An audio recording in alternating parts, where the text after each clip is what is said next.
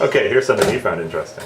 Alright, so this is both the binary strings and Cantor's diagonal argument. Alright, so tell me what's going on here.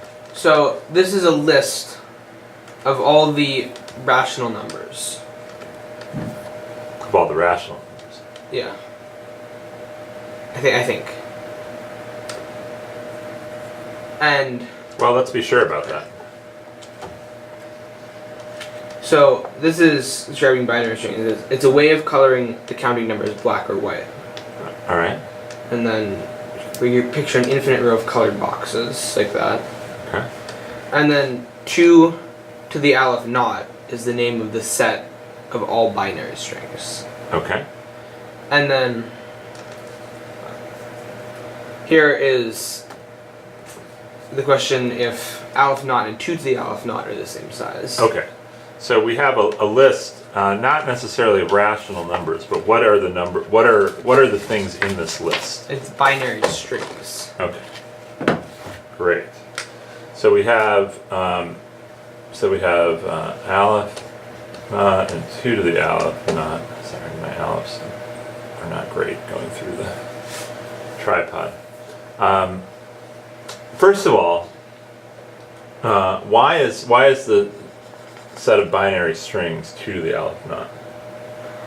Well, because I think each number can either be in the binary string. Because aleph naught is the set of all the counting numbers. Yep, so here's our counting number. So we know this set. And each counting number can either be in the string or not be in the string. Uh-huh. So it's 2 choices for each time. So this one's either in, maybe this one's not in, I'll put it X's and O's. O is not in, X is in. Okay. Okay, so each one has a choice of being in or out, in or out, in or out, in or out. So the list of all of the strings that are in or out is going to be, we think we'll represent it by 2 to the aleph naught. Mm-hmm. And then we will list these numbers. So we're going to try to determine whether or not this list of binary strings is the same size or not. Is the same size. So we'll call it binary. Assume it is. It's binary 1, binary 2, binary string 3, binary string 4, however we've made them. And then we make a chart and just say, does this have 1, 2, 3, 4, etc. All right. So that's where Richard Evans Schwartz is getting going here. And what's the argument he's going to make to show that this is not the same? So it's called Cantor's diagonal argument. Okay. And this says that, so you have all of these, you've listed all of the ones you can list. Well, more than that. You've listed all of them. Right. You think you've listed all of them, from the binary string 1, 2, 3 down to the bottom. So you think you've made a list of all the binary strings. But then you can make a new one that isn't on the list. Okay. How? So you take the first one, you take the first box of the first row. Okay. Take the second box of the second row, third box of the third row, all the way down this diagonal. Okay. And then you combine them all to form a new binary string. Okay. And this new binary string won't be here. Why not? Because it doesn't match up. Why? What? Why doesn't it match? Well, because it only matches the first one, and it doesn't match the second one. Why not? What if this was 1, 1, 1, 1?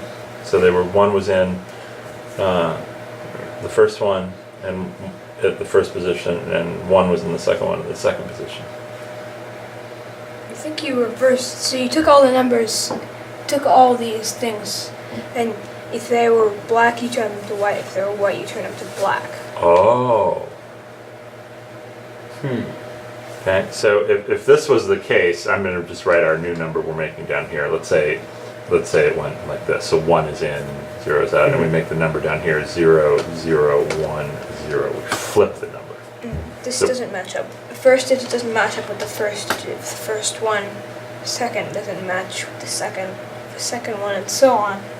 So it's not going to be any of the previous ones. It's got to be a new one. Okay, so why don't you give the argument now? Alright, so once you made this new number, How did you make this number? so you took the first box of the first one, second box of the second one, third box of the third one, down this diagonal of your countably infinite number of binary sequences. Okay. Or series, whatever. And then you inverted the number so that every 1 became a 0 and every 0 became a 1. Alright.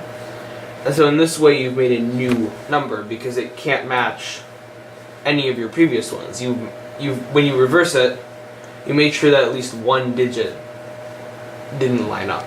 Okay. Now you've made this new one, you can just repeat this argument and you can make infinitely many new ones.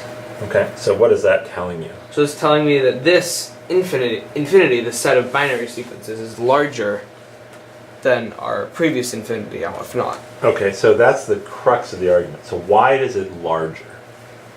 Because whenever you think you have all of them, you can always make one more. Okay, so no matter what, if you think you've listed them all out, you can always find another one.